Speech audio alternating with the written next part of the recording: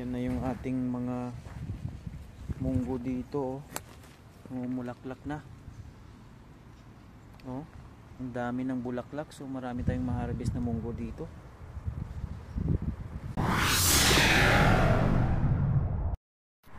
So yun mga guys, ito na yung nalinisan ko dito, oh.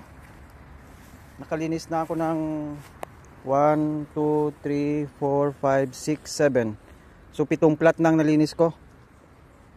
Yan. So dito banda, linisan din natin ito dito. Okay. Tapos yan, ito ang sobrang kapal nito. Linisan din natin to. Taniman natin ito ng maraming gulay. Para mayroon tayong pamigay dito sa mga kasamahan natin dito sa loob ng compound. Inshallah, sana dumami ang gulay ko dito.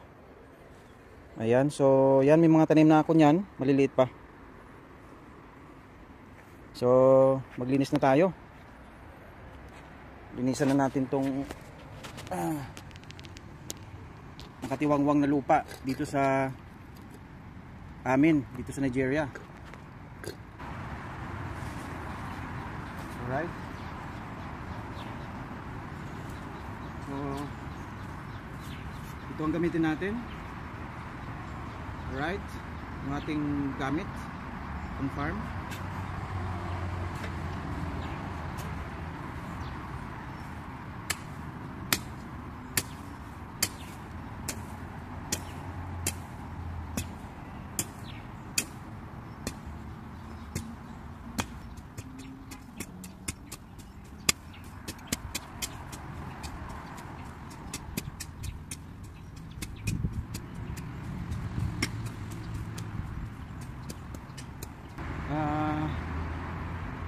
Linisan ko muna itong garden dito, itong mga lupa dito, para taniman natin ng maraming gulay. Right? So abangan nyo lang guys yung aking mga tanim dito. Alright, itong pang convert, natin ito sa mga vegetable garden. Itong nakatiwangwang na lupa dito sa amin sa loob ng compound dito sa Nigeria. Alright. So yung mga guys, so ang cute ng ibon. May kinakain siya. Ano kaya yung kinakain niya?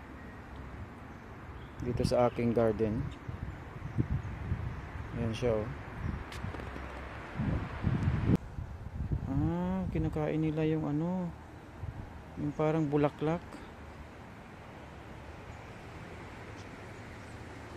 Ayan siya, lumipad na. So yan mga guys, tuloy-tuloy lang yung ating pag-garden. Tuloy-tuloy lang yung paglinis natin dito. At i-convert natin ito sa planting area. Ang masukal na mga damo dito. So dito magtatanim tayo ng mga melon, ng mga gumagapang na na mga gulay, prutas. Alright, dito sa side na to. Puntahin natin doon.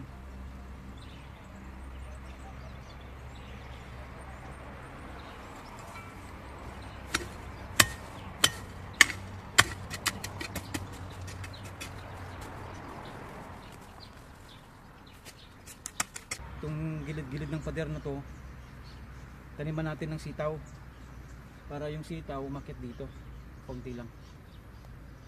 Alright, para sayang yung lupa kasi nakabuyang-yang lang, so kailangan natin i-cultivate para makapag-produce tayo ng mga gulay dito sa sa ating compound sa Nigeria habang wala tayong ginagawa.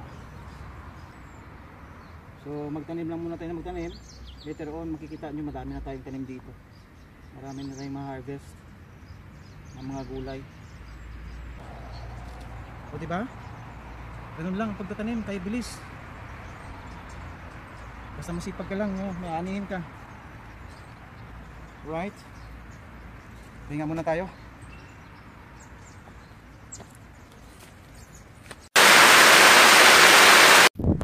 So yan mga guys. So may silbi din pala itong mga damo na to na namumulaklak.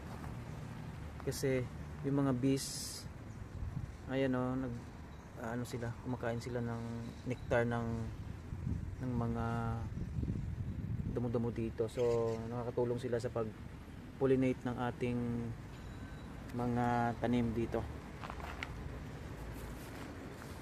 Ayan na. Yan na yung ating mga munggo dito, oh. Mumulaklak na. Oh, ang dami ng bulaklak, so marami tayong ma-harvest na munggo dito.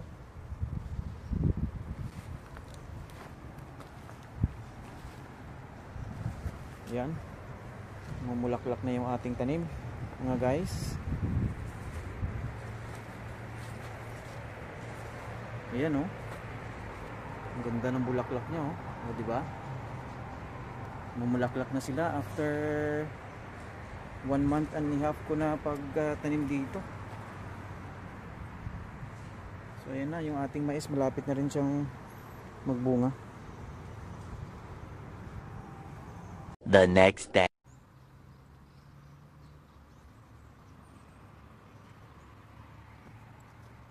So yan mga guys, tapos natin magtanim ng patula, diligan natin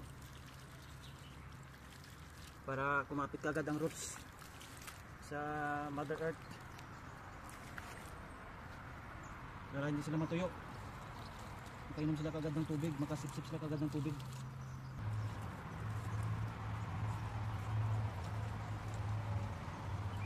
Hello? How are you? Fine. You're fine? Yes. You just wake up now? Yes. Ah, you're late. Me, I wake up 6 o'clock in the morning.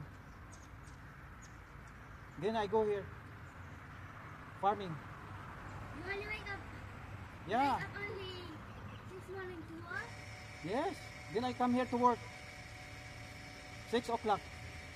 So what time now? It's almost 11 o'clock. Yeah. Still not done.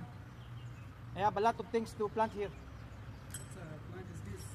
This What plant is this? There is tomatoes. I already plant tomatoes.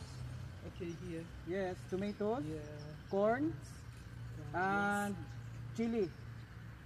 You know chili? Chili. Chili pepper. Pepper, you okay? Yeah. Yes, yes. There. Yeah. Then here, eggplant. Eggplant. Eggplant, yeah, Philippine eggplant.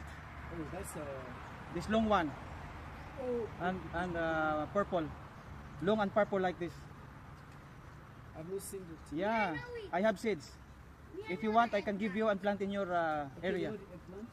Huh? Oh. You say you know. I know in Arabic also what name. Yeah, what's name in Arabic? Betinzen. Huh?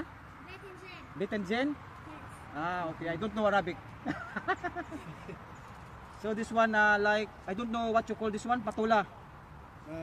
This growing like this, long one, long one.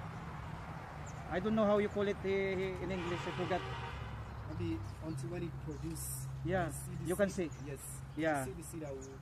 This one, what you call this? Watermelon, sweet. Okay, watermelon. Yes. The round. The round one. Oh, yes. Yeah, the one yellow Yes, and yellow. white inside. Yes. This I bought from the market, the farmers market there. Okay. Yes. Then Maitama, yeah, farmers Maitama, market. yeah. Yes. Then I took the seeds and have it dry. Then Right. And here it grows it's now. here. Then I will plant here. Here over there. Here. It will grow there. Go and throw it there. Right? So you can plant. You can harvest. All right. Good luck, sir. Good luck. A few moments later.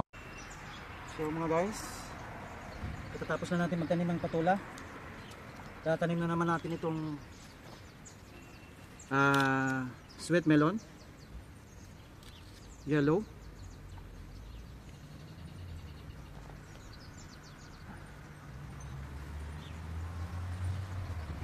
Alright, so yan, tatanim lang natin sila dito para mayroon tayong harvestin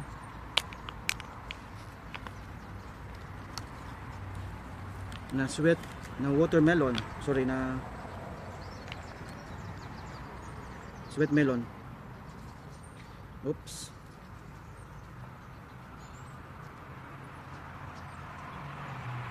Yan. So yan yung seeds na tumubo na. Ang watermelon, ang sweet, ano ka ba? Sweet melon. Right, yellow color.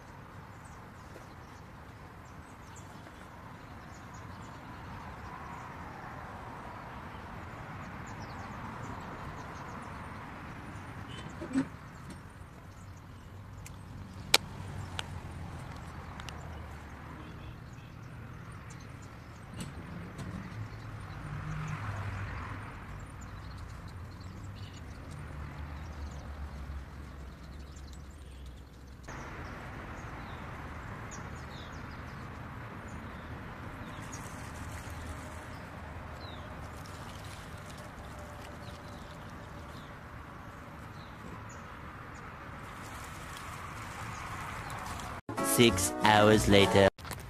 So yun na mga guys, yung ating patula. Ayan. Ating mga patula rito. Ayan na sila. Ayan, ito yung ating sweet melon. Abangan natin yung paglaki nila. Ayan. Doon natin yan pagkakapangin, doon banda ron. Pag lumaki na sila, gagapang sila doon. Alright. So yung mga guys, cute ng ibon, no? Pumunta sa dun sa ginawa kong irrigation. Ayan, no, nagulat siya bakit may tubig dyan. So ayan, makainom na yung mga ano dyan, mga ibon sa ating ginawang ano, irrigation.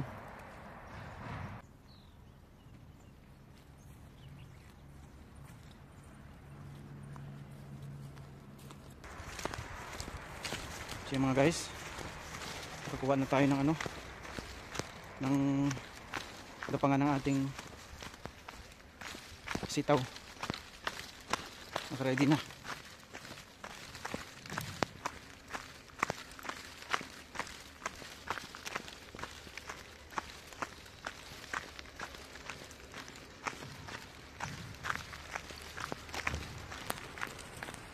Right, so ready natin sila dito. Lagay natin dito. So hintayin lang natin na lumaki yung ating sitaw.